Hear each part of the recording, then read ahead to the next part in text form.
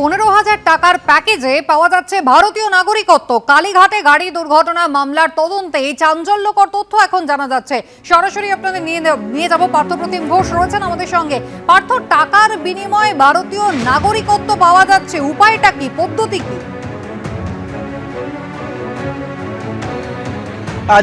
দেখো এই উপায় এবং এই পদ্ধতি ইতিমধ্যে বিভিন্ন জায়গায় আমরা শুনেছিলাম। এবারে খোদ কলকাতা শহর থেকে যাই গ্রেপ্তার করা হয়েছে আজাদ শেখ, তাকে গ্রেপ্তার করা এবং তার যে সহযোগী গ্রেপ্তার করা হয়েছে তা আজাদ শেখের সহযোগী গত পরশুদিন রাত্রে, যাকে ইতিমধ্যেই নিজেদের কাস্টাডিতে পেয়েছে পুলিশ, জাফর আলী শেখ, দুজনকে জিজ্ঞাসাবাদ করে এই তথ্য উঠে এসেছে।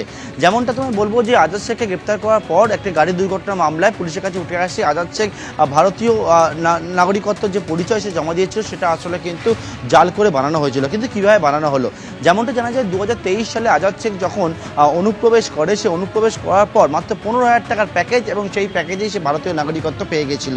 একজন দালালের সঙ্গে উত্তর 24 পরগনা আলাপ এবং তারপর সেই দালালি কিন্তু এই আজাদ শেখের বাড়িতে পাঠিয়ে দেয়, আজাদ শেখকে জাফর আলী শেখের বাড়িতে পাঠিয়ে দেয় এবং গোটা বিষয়টা সে কিন্তু অর্গানাইজ করে। এরপর তাকে যে টাকা দেওয়া হলো সেই টাকার একটা ভাগ কিন্তু এই জাফর আলী শেখ, অর্থাৎ যার বাড়িতে আজাদ শেখকে পাঠানো হয়েছিল, উত্তর 24 পরগনা ন্যাজারের বাসিন্দা, সে টাকার একটা ভাগ পেল।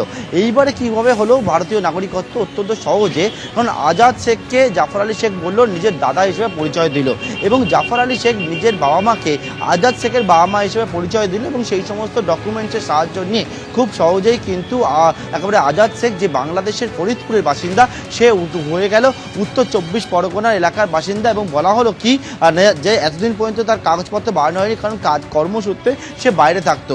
অর্থাৎ মাত্র 15,000 টাকার প্যাকেজ এবং সেই 15,000 টাকার প্যাকেজে একেবারে অনুপ্রবেশ আসার পর ভারতীয় নাগরিকত্ব এইরকম কিন্তু সহজেই কিন্তু পেয়ে গেছিল। এবার আজাদ শেখের কাছ থেকে পুলিশ ইতিমধ্যে ড্রাইভিং লাইসেন্স, যেটা ভারতীয় ড্রাইভিং লাইসেন্স, পাশাপাশি আধার কার্ড, প্যান কার্ড তো উদ্ধার করেছে। তার সঙ্গে সঙ্গে কেন্দ্রীয় সরকারের যে প্রকল্পগুলো রয়েছে সেই প্রকল্পের অন্যতম প্রকল্প আয়ুষ্মান ভারত, সেই আয়ুষ্মান ভারতের কাগজও কিন্তু, একটা কার্ডও কিন্তু এই আজাদ শেখ বাংলাদেশের নাগরিক সে বানিয়ে ফেলেছিল। অর্থাৎ গোটা বিষয় পুলিশ যেটা মনে করছে, এই যে মোডাস অপারেন্ডিটা হচ্ছে সেটা কিন্তু দীর্ঘদিন ধরে চলে আসছে এবং এই রকমভাবে একবারে খোদ কলকাতা শহরের মধ্যে বাংলাদেশের নাগরিক, ভারতীয় নাগরিক হয়ে সে কিন্তু থাকছিল। অর্থাৎ এর পিছনে আরও কে বা কারা যুক্ত রয়েছে সেটা অনেকটাই স্পষ্ট হবে যখন এই যে দালাল যার সঙ্গে যোগাযোগ করেছিল আজাদ শেখ বাংলাদেশ থেকে ভারতবর্ষে প্রবেশ করার পর, তার খোঁজ পেলে পুলিশ ইতিমধ্যে জানাচ্ছে যে আজাদ শেখের খোঁজটা শুরু করেছে, বিভিন্ন জায়গায় তল্লাশি হচ্ছে। তবে আজাদ শেখের যে সাহায্য করেছিল এই যে দালাল, আর তার এখনও পর্যন্ত খোঁজ পাওয়া যায়নি। তার খোঁজে বিভিন্ন জায়গায় তল্লাশি হচ্ছে একদিকে, যেমন অন্যদিকে দুজনকে যেমন গ্রেপ্তার করা হয়েছে, একজন বাংলাদেশের নাগরিক, অন্য পাশাপাশি তাকে সহযোগীকে, তাদেরকে যে নিজেদের কাস্টাডিতে নিয়ে জিজ্ঞাসাবাদ করে কালীঘাট থানা তদন্তকারী আধিকারিকরা এই যে মোডাস অপারেন্ডি এবং এই যে নেক্সাসটার পিছনে আরও কে বা কারা যুক্ত রয়েছে সেই বিষয়টা জানার চেষ্টা করছেন বর্তমানে।